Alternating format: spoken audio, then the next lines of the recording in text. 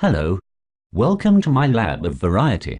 As you listen today, you will notice that my sentence structure is not only suave and British, but also variant in styles. Sentence variety is crucial to writing and speaking. To convey an interesting and effective message, one should attempt to mix up the types of sentences used in order to keep readers interested.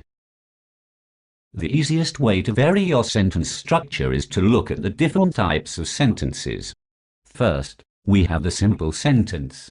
A simple sentence is a sentence with one independent clause and no dependent clauses. Allow me to provide you with an example. Robots need oil. This is a valid example. Simple sentences have one subject and one verb. They are also very useful for making emphasis on a point. Next, we have complex sentences. A complex sentence has an independent clause joined by one or more dependent clauses. A complex sentence requires a subordinator such as because, since, after, although, or when. However, it could have a relative pronoun such as that, who, or which. Allow me to present you an example of a complex sentence. Robots need oil because they would otherwise rust. Complex sentences offer a bit more explanation than their simple counterparts. Moving right along. Compound sentences are vital to introducing variance in your grammatical structure. A compound sentence contains two independent clauses joined by a coordinator. Coordinators are words like for, and, nor, but, or, yet, and so. With the exception of short compound sentences, coordinators are always preceded by a comma. For example, most robots need oil, but Mariabo 2000 runs on electricity. Compound sentences are used to express two separate ideas. Finally, we have complex compound sentences. A complex compound sentence is a sentence with multiple independent clauses and at least one dependent clause. An example is as follows: robots often need oil, and because times are changing, which is evident in today's robot advances, many other robots are running on electrical power to cut down on oil costs.